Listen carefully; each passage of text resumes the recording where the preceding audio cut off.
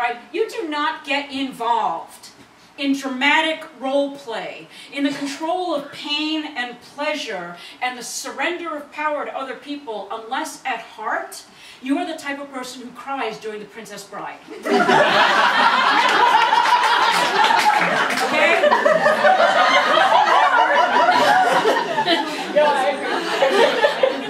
Right? We are not the people who clinically stand back from sex and say, oh, that's very interesting. Let us have a few moments of frenzied hip movements. We have an orgasm and go to sleep. Even when we're jacking off, we create drama in our brains. That's what really separates the kinky community from the vanilla.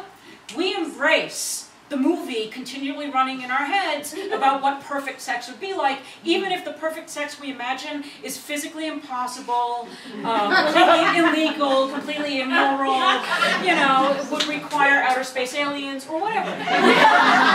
We embrace it. We say, bring it on. You know, enemas over there. You know, gangbangs, woohoo, incest, yo, dogs, awesome. We are all about what we think is odd and strange and intangible values like power. You know, we embrace the forbidden, or what we think is forbidden, and then we make it all into comedy. And a lot of people don't like when I laugh at the scene because they think, oh, Laura's making fun of the scene again. I'm like, I'm sorry, what we do is very silly looking. Okay?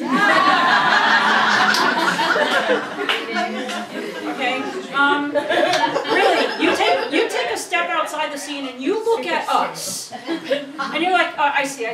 You're into pain and you have just spent $300 on a whip that is ergonomically designed not to hurt!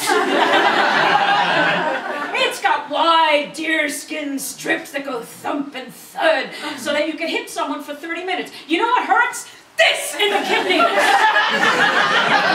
we don't do that! Well, we do, but we tend to do that at home when no one's watching. Alright, we do not do that in front of DMs. Doing that in front of DMs gets us kicked out.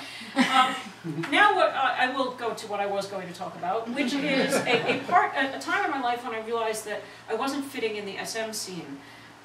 This happened because when I, got off the fucking phone and started meeting people and playing, I would come back from my play dates and think, is that all there is? It was okay. It was kind of hot, and I got excited, and maybe I had an orgasm here and there. I played with a lot of people who weren't quite clear on what I needed to come, and I didn't have the, the ovaries to say, give me a vibrator. Okay, thank you. So then there were a lot of dates where it's like, wow, I got really, really turned on and then went home. And then I started playing around with the roles and the stuff like that. And let me tell you, I was a fat dyke trying to fit into a heterosexual world. This did not work well, all right? Putting girly clothes on me was not very convincing.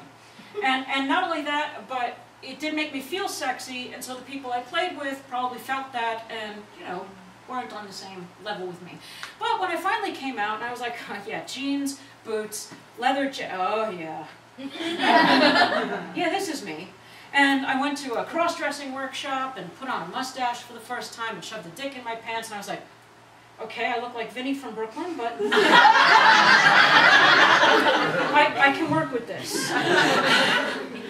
And so now I was a butch dyke, and I'm hanging out with the dykes, and what did I do? I got into a relationship with a man. This did not endear me to the dyke community. In fact, this got me kicked out of the dyke community so fast. I went to Power Surge during the 2 years it was held. There was actually once a lesbian SM conference. And the first year that I went, no less of a person than Pat Califia told me to my face that I was not welcome there because I was bisexual. And he brought male energy. I brought male energy to Power Surge.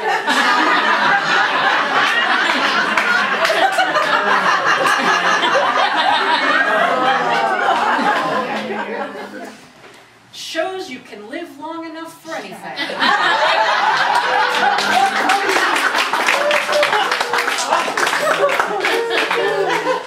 Didn't matter. I had fun at Power Surge. I played until my arm fell off. I bottomed, I topped, I switched in the same scene. I mean, I was like, oh my God,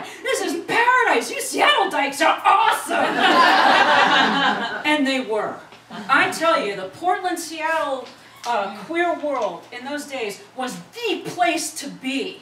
I mean, these were the girls who would cut you seriously with knives, piss in the wounds, and then say, kick you in the kidneys as they, you know, then walk you to the dyke bar for drinks afterwards. I would walk around in Seattle bare-chested, under my leather jacket with a knife on my hip. That's how fucking awesome I was! And then I'd come home to New York, and there'd be the Vault and Paddles and Eulenspiegel and LSM, and GMSMA would have an open thing once a year. And I'd be like, I can't get laid here. Like, these people suck. No one plays hard enough. I can't get a date with the girls because they all know I'm bisexual, blah, blah, blah. And so I would complain to my friends on the West Coast all the time. New York dykes are pussies! I can't get a date here! So, one of the girls I was complaining to, who was in this room, said, Lowrey, come, I will book you on a book tour from Seattle to Portland. I will set you up at all these different sex shops and clubs and organizations, stuff like that, and I will get you some dates with the psycho tops of the Pacific Northwest. So I said, okay, awesome. And she said, and this was all done in email, almost back when you had to pay for email. Yeah, that was a long time ago. Yeah, on a modem they went and we negotiated. So I sent my list of no-nos, you know, and it was a pretty short and concise list, including things like, you know, don't want to be fucked like a girl, don't want to be cross-dressed like a girl, you can't interfere with my ability to earn a living because I'm doing readings and teaching classes and that sort of thing, so you can't ruin my voice, you can't ruin my hands, or my ability to get up and do my song and dance the next day. Handed the list over. And because I knew Seattle and Portland by then, I said, you can't shave my head, you can't change any of the body modifications I already have, and you can't tattoo me on any place that is visible outside of normal clothes, including long sleeves. So, I get back a note. This is from one of the tops I'm interviewing for you, and what this woman had done was just forwarded my list to all of her friends. She got back responses from them saying, oh, Antoniou, absolutely, you know, I'll do her. Because even then I had a little bit of a reputation as a writer and an editor. But this one top wrote back and said, who is this big-talking New Yorker thinks she could take on Seattle tops? Doesn't she know how awful I am, how mean I am, I'm going to fuck her up, and this list is not nearly comprehensive enough, and blah, blah, blah. What is she going to do, go home whining to New York that the tops in Seattle are mean? And I read that note and I was like, fuck you! I'm an adult. I take responsibility for my own orgasm, I take responsibility for any damage to my body. And I gave you my list, and I will give you my word that whatever you do to me, it's my fault if I get fucked up about it, and if you can't handle that, fuck you! So my little interloper took that and forwarded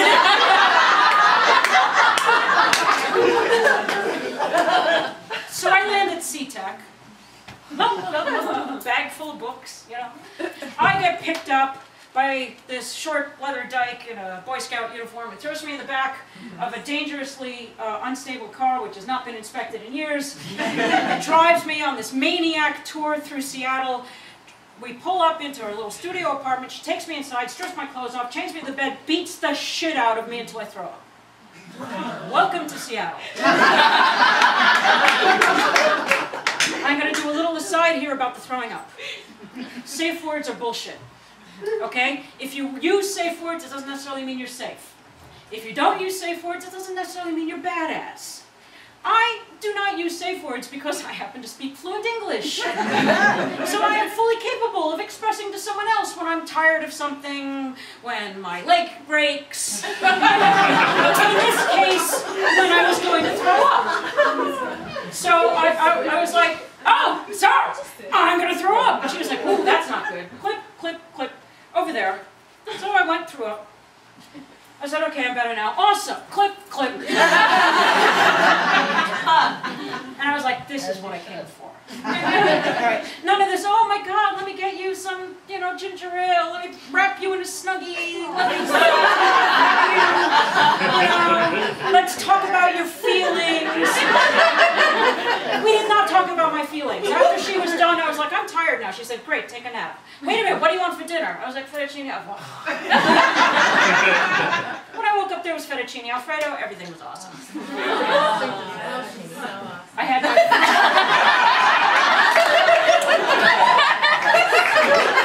my first gig that night.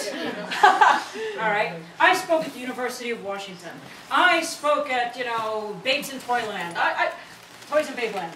I don't know what kind of gigs I did. Why? Because every time I left one, someone would pick me up and take me out. And then one day, I am delivered to the top, who I